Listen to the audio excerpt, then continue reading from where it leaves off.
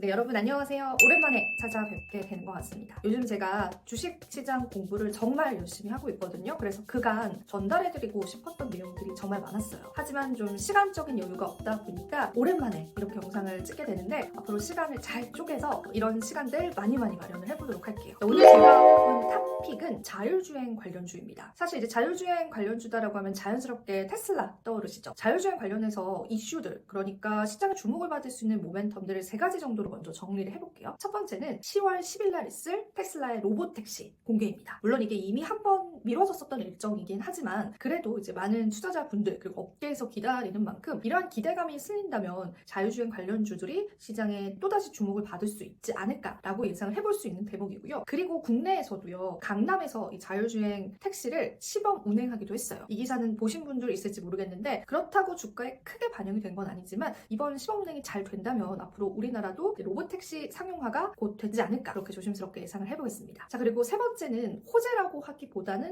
좀 악재일 수도 있겠는데 간밤에 테슬라 인도량이 발표가 됐습니다. 그런데 이게 월간 예상치를 하회했다라는 이슈들 때문에 시장에서 테슬라 가격의 하락을 이끌긴 했었지만 사실 내용을 조목조목 따져보면은 예상치가 굉장히 높았었던 그런 컨센서스들이 있거든요. 거기에 부합하지 않은 거지 이제 예상했던 대부분의 컨센서스와는 부합을 했다, 그런 이야기들이 나오면서 이런 악재들이 조금은 소멸되는 분위기가 연출되기도 했습니다. 일단 이 3가지 이슈 중에 가장 큰 이슈는 당연히 10월 10일 테슬라의 로보택시입니다. 우리가 이런 일정들을 좀 기다리고 있는 시점에서 자율주행 관련주들 하나씩 쭉 훑어보면 좋을 것 같아요. 그런데 그 전에요, 여러분, 자율주행 관련주들 좀 공부를 하다 보면 라이다와 레이더에 대해서 들어보셨을 겁니다. 이 차이점이 무엇인지를 우리가 먼저 알고 가면 기업을 이해하는 데 굉장히 좋거든요. 일단은 첫 번째로 라이다 같은 경우에는 레이저를 통해서 사물을 인식하는 거고요. 레이더 같은 경우에는 다른 방식을 통해서 사물을 인식을 하는 거예요. 전파를 통해서 인식을 하는 건데 같이 사물을 인식을 하지만 그 방식이 다르다는 거에 차이점이 있습니다. 그래서 이제 투자자분들께서는 둘 중에 뭐가 더 나으냐, 혹은 둘 중에 어떤 게 더 자율주행 차량에 많이 쓰이냐, 이런 질문들을 하시는데 사실은 둘 다 필요합니다. 자율주행 차량에서는 이 라이더와 레이더를요 잘 혼합을 해서 사용을 해야 되고요. 라이더로는 주행 경로와 지형 정보를 수집을 하고 거기에 또 특화되어 있기 때문에, 그리고 레이더로는요 근접한 장애물과 다른 차량을 감지하는 그런 역할을 수행하기도 합니다. 이런 차이점들을 기억을 해보시면 좋을 것 같아요. 자, 그럼 이제 본격적으로 자율주행 관련주들 어떤 종목군들 있는지 하나하나 살펴보면 좋을 것 같습니다. 일단 첫 번째로 가장 많이 거론되고 있는 자율주행 관련주는요 라이콤입니다. 많이들 들어보셨을 거예요. 라이콤 같은 경우에는 자율주행 차량에 탑재하는 광통신 핵심 부품 기업입니다. 특히나 이 기업 같은 경우에는요 초소형 힐스드 파이버 레이저를 개발을 했는데요, 이게 전 세계에서 가장 작은 라이다용의 광섬유 레이저 제품이다라고 해요. 그래서 시장에서 이 라이콤을 자율주행 대장주로서 좀 보고 있는 것 같습니다. 이 외에도 다른 기업들이 있는데요, 두 번째 기업은